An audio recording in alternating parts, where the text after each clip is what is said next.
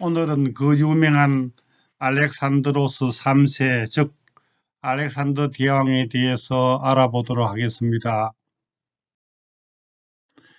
말씀드리는 목차는 1장 개요, 2장 초기 생애, 3장 오리엔트 원정, 4장 알렉산더의 전술, 5장 죽음, 6장 제국의 분열 순으로 말씀드리겠습니다. 여러분의 구독과 좋아요는 큰 힘이 됩니다. 제1장 개요. 알렉산드로스 3세 기원전 356년부터 323년 또는 알렉산더 대왕은 고대 마케도니아 왕국의 군주였습니다. 기원전 356년 고대 마케도니아 왕국의 수도인 펠라에서 태어난 알렉산드로스는 기원전 336년에 필리포스 2세를 이어 왕위를 계승하였습니다. 기원전 334년부터 324년 사이 약 10년 동안 오리엔트 정복 전쟁을 일으켜 소아시아, 이집트, 페르시아, 인도 북서부까지 영토를 확장하여 대제국을 건설하였습니다. 그는 전투에서 한 번도 패배한 적이 없었으며 역사상 가장 성공한 군사 지도자 중의 한 사람으로 평가받고 있습니다. 알렉산더 대왕은 기원전 323년 바빌론에서 갑자기 사망했습니다. 그의 죽음으로 부하 장군들의 반란으로 제국은 크게 세 개의 왕국으로 분할되었습니다. 2장 초기 생애 1유년기 알렉산드로스는 기원전 356년 마케도니아 왕 필리포스 2세와 네 번째 부인인 올림피아스의 아들로 태어났습니다. 알렉산드로스는 마케도니아의 귀족을 양육하는 방식으로 읽기, 악기, 놀이, 말타기, 싸움, 사냥 등을 교육받았습니다. 알렉산드로스가 10살 때 데살리아의 한 상인이 길들이지 않는 사나운 큰 말을 가져왔습니다.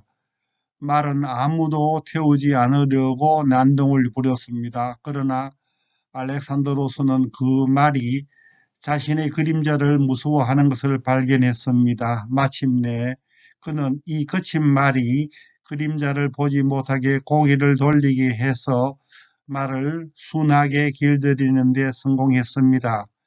이를 본 필리포스 2세는 그 말을 알렉산드로스에게 주었습니다.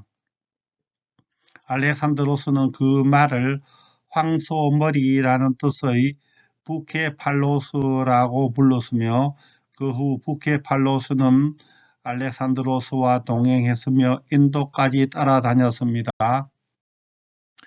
알렉산더 대왕의 두상의 조각입니다. 알렉산더 대왕을 묘사한 모자이크의 그림입니다. 명마 부케팔로스의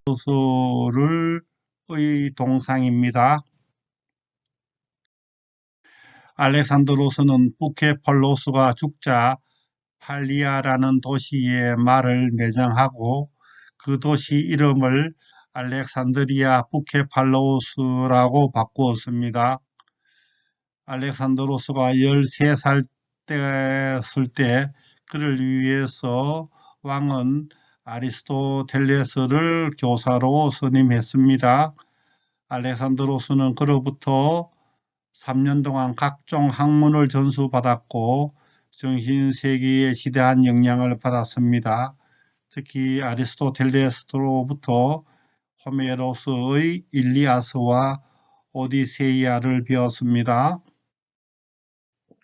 이 적이 기원전 336년에 필리포스 2세가 호위병 파우사니아스에게 암살을 당합니다.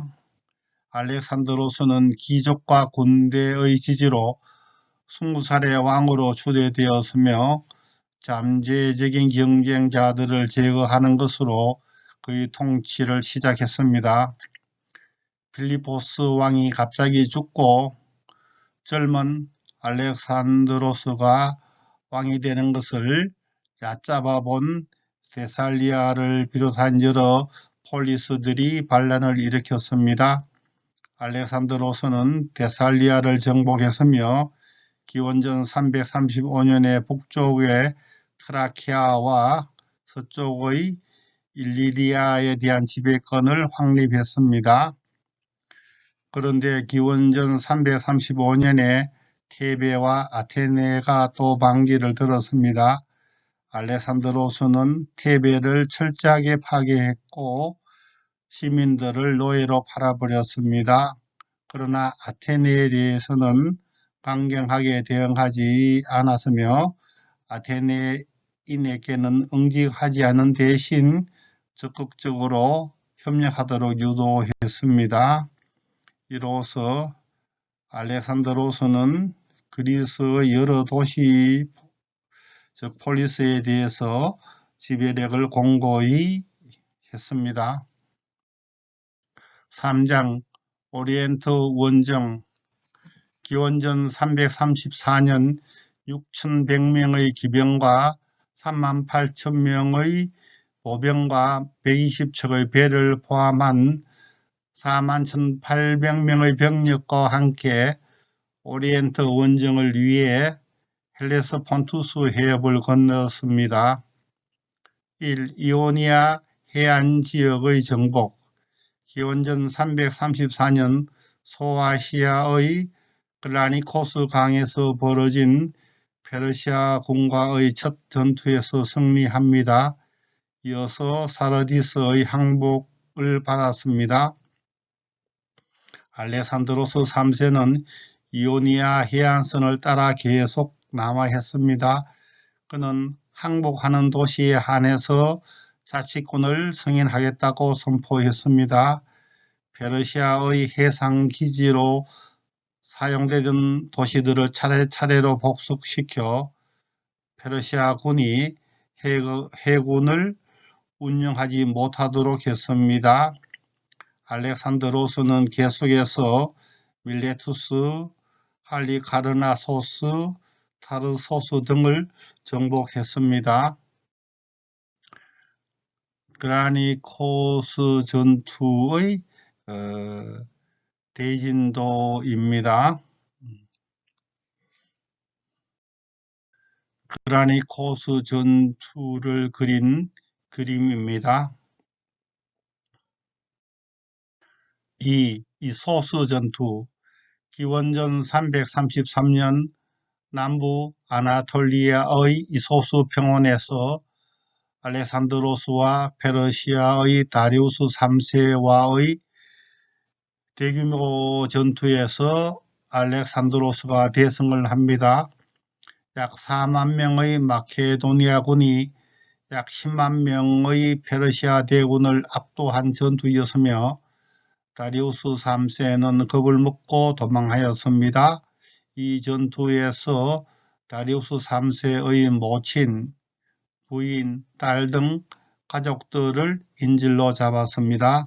그림은 겁을 먹고 말을 돌려서 도망가는 다리우스 3세의 그림입니다. 이 수수 전투의 로서 기병대로서 페르시아 본진을 돌파하는 대진도입니다. 3. 시리아 정복. 이소스 전투 이후 알렉산드로스는 시리아 지역을 정복합니다. 비브로스와 시돈이 항복했으며 그러나 페네키아의 무역항 티로스는 끝까지 저항했습니다. 티로스 섬을 포위하고 공략해서 기원전 332년에 함락시켰습니다. 함락된 티로스의 병사와 주민들에 대해서는 대살육이 벌어졌으며 여자와 아이들은 전부 노예로 팔려나갔습니다. 이어서 다마스쿠스를 점령했으며 예루살렘은 자발적으로 항복했습니다. 그림은 티로스 섬을 연육고로 연결해서 포위하고 함락시키는 그림입니다. 4. 이집트의 정복. 기원전 332년 후반기 알렉산더로스는 이집트로 진격했습니다. 이곳의 페르시아 총독 마자케스는 바로 항복했습니다. 이집트인에게는 알렉산드로스가 페르시아의 압제에 시달리던 이집트인들을 구해준 해방자로 간주했습니다. 알렉산드로스는 아몬 신의 아들로 인정을 받았으며 그리스 최고의 신인 제우스와 아몬을 동등하게 여겨 자신을 제우스 아몬의 아들이라고 일컬었습니다. 그리고 그는 지중해 연안에 있던 작은 마을을 대도시로 만들고자 건축가 디노클라테스에게 도시 설계를 맡겼습니다. 이 도시가 알렉산드리아가 되었으며 이후 프톨레마이오스 왕조의 수도로 사용되었습니다. BC 332년 이집트를 정복하는 알렉산더 대왕의 정복 경로입니다. 가자 지역을 정복을 하고 멤피스에서 정복을 해서 알렉산드리아를 건설하고 시와 지역을 정복하는 경로로 이집트의 정복 그림입니다. 5. 가오가멜라 전투. 기원전 331년 메소포타미아의 가오가멜라 평원에서 마케도니아의 군대와 페르시아 군대 사이의 대규모 결전이 있었습니다. 마케도니아의 군대는 경보병 9,000명, 중장보병 31,000명, 기병 7,000명으로 추정되며 다리우스 군대는 약 10만 명으로 추정되었습니다. 다리우스 3세는 알렉산드로스 3세의 망치와 모루 전술에 져서 메디아로 도망갔습니다. 알렉산드로스는 도망가는 다리우스를 추격하지 않고 바빌론을 점령했습니다. 또 수사를 평정한 후 기원전 330년에 페르세폴리스에 입성하고 도시를 파괴합니다. 이후 다리우스 3세는 자신의 부하인 총독 베소스와 그의 동료에 의해서 죽임을 당합니다. 이로써 기원전 330년에 아케메네스 페르시아 제국은 멸망합니다. 가오멜라가 위치한 그림입니다. 가멜라는 티그리스 강의 상류에 위치하고 있습니다. 가오가멜라 전투의 초기의 대진의 시작도이고 오른쪽은 중반 이후에 팔랑크스를 진격시키고 기병대를 해서 페르시아 진영을 돌파를 함으로써 다리우스 3세가 도망가는 그런 대진도입니다. 도망가는 다리우스 3세를 초각한 부조입니다. 6. 인도 원정. 기원전 327년에 알렉산드로스는 박트리아를 떠났습니다.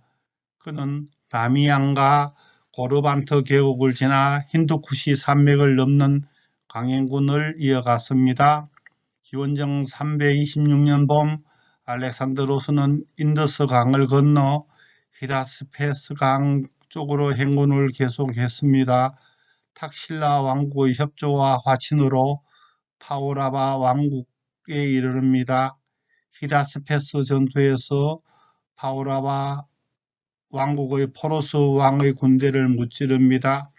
그러나 포로로 잡힌 포로스 왕의 용맹과 당당한 태도에 감동을 받아 용서합니다. 그리고 그와 동맹을 맺고 그의 왕위를 그대로 인정합니다.